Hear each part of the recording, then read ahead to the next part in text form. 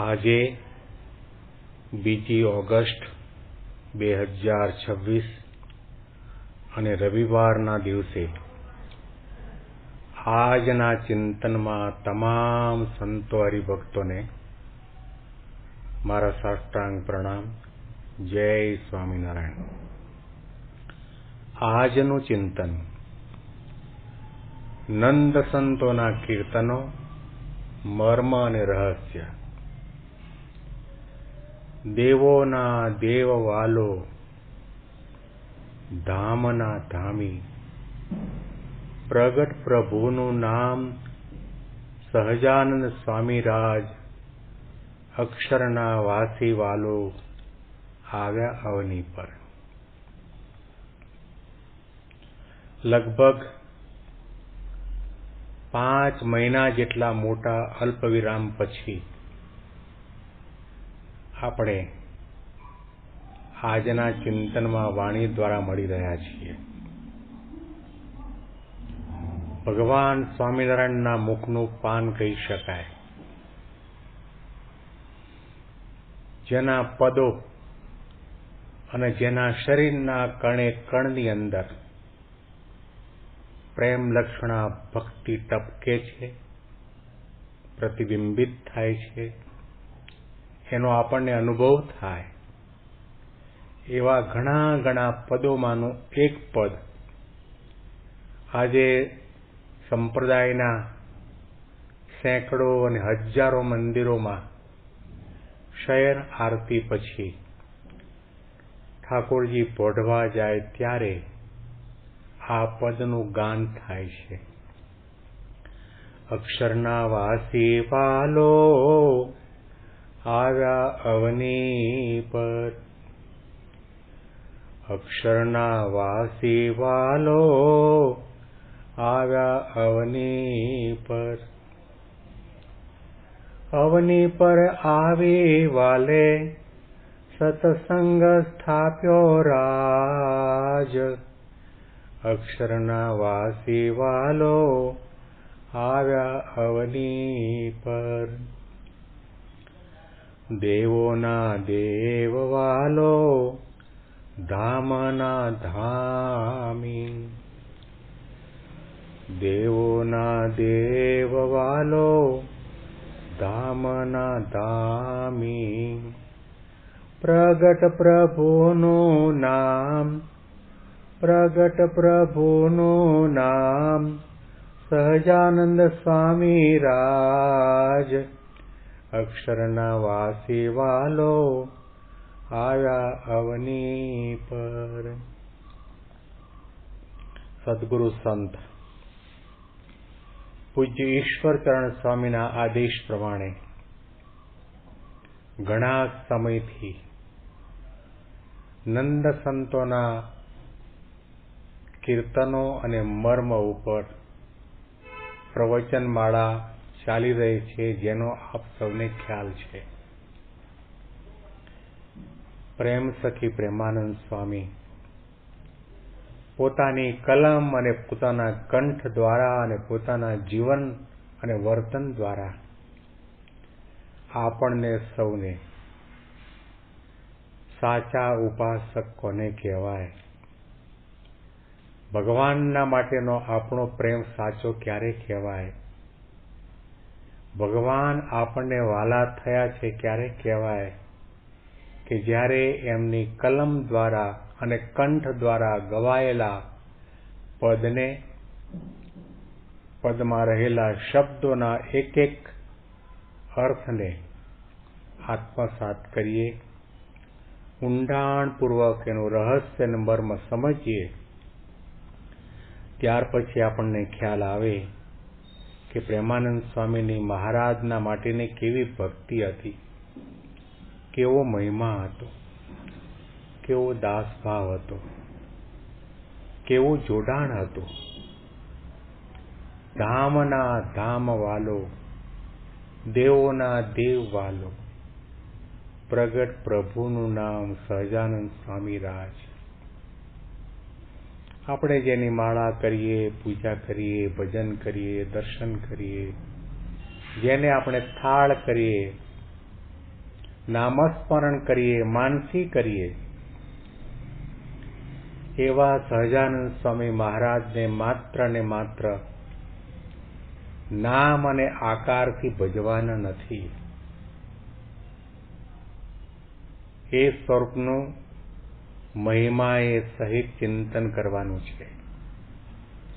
એ સહજાનંદ સ્વામી મહારાજનો તત્વે કરીને આધ્યાત્મિક રીતે મહિમાએ સહિત હૃદયમાં નિશ્ચય દ્રઢ કરવાનો છે. એ સહજાનંદ સ્વામી આપણા આરાધ્ય અને ઉપાસ્ય દેવ છે. અનંત અનંત જન્મોની સાધના, તપશ્ચર્યા, વ્રત તપાદિક પછી બ્રહ્મરૂપ થઈને દેહનો ત્યાગ કરીને જેના ચરણ કમળની સેવામાં આપણે અખંડ રહેવાનું છે, એ સહજાનંદ સ્વામી મહારાજ કોણ છે એ જાણવું જરૂરી છે. એ જ્ઞાન સિદ્ધ કરવું જરૂરી છે.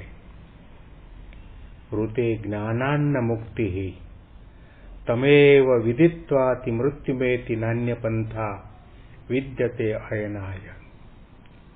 જ્ઞાન વગર કોઈની પણ ક્યારેય પણ આત્યંતિકી મુક્તિ થતી નથી.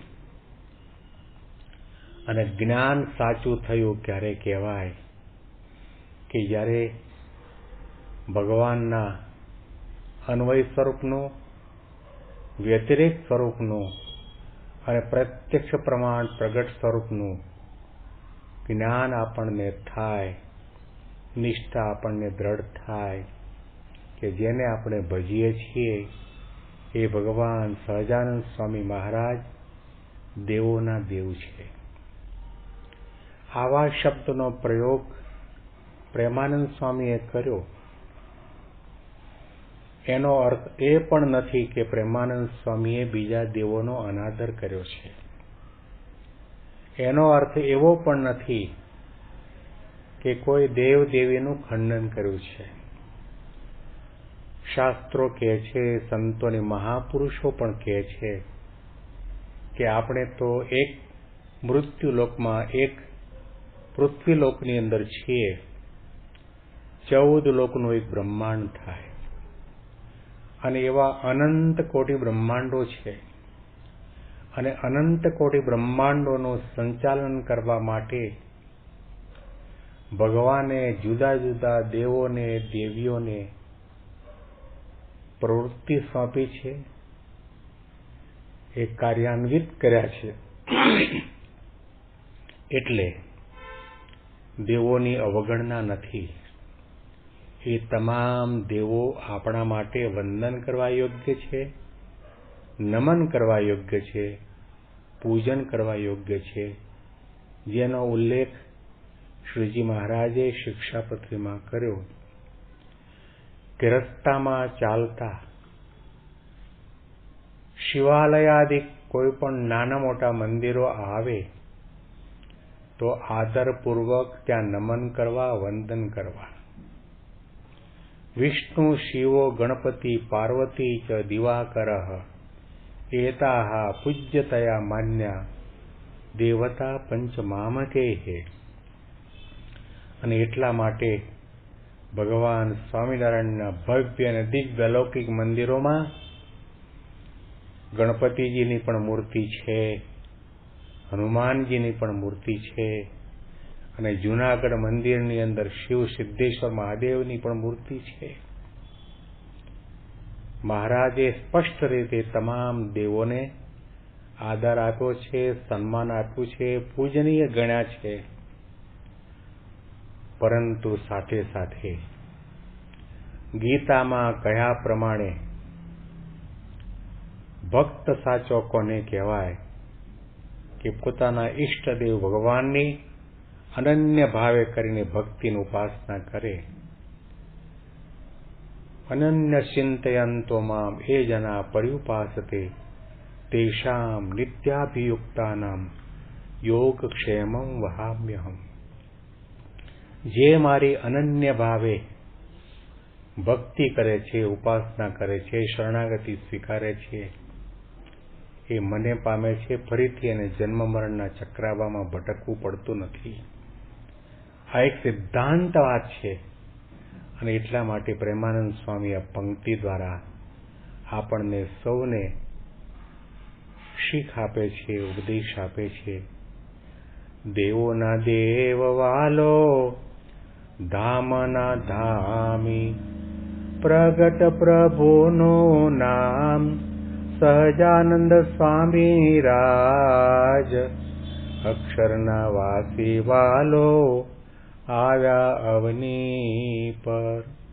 આ મહિમા સાથે આપણે એમનું ભજન કરીએ, એમની ભક્તિ કરીએ, ધ્યાન અને માનસી કરીએ, ઉપાસના કરીએ અને એમની આજ્ઞા પ્રમાણે સાધના, તપ વગેરે કરીએ. વિશેષ આના ઉપર ચિંતન આવતીકાલના ચિંતનમાં સાંભળીશું. બેંગ્લોરથી પ્રેમ શાસ્ત્રીના સાષ્ટાંગ પ્રણામ. જય સ્વામિનારાયણ.